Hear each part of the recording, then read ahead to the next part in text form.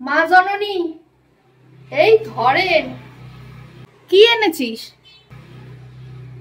এই ধরেন। এইটা তো বটি।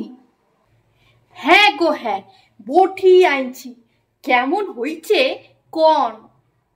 কিন্তু তুই হঠাৎ বটি কিনলি কেন?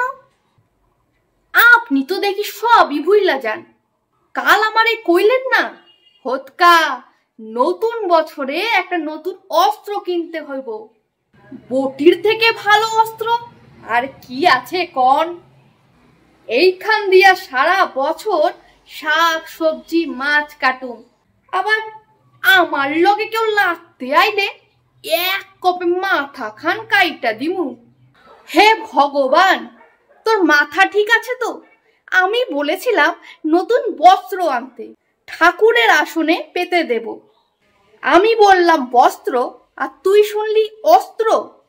ভুল হইয়া গেছে মা জননী, আমি এক্ষুনি নতুন বস্ত্র আয়না দিতেছি।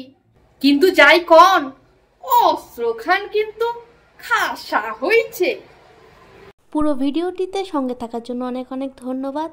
পাশে থাকবেন আর সুস্থ থাকবেন। প্রচুর পরিমাণে শেয়ার আর সাবস্ক্রাইব। ধন্যবাদ।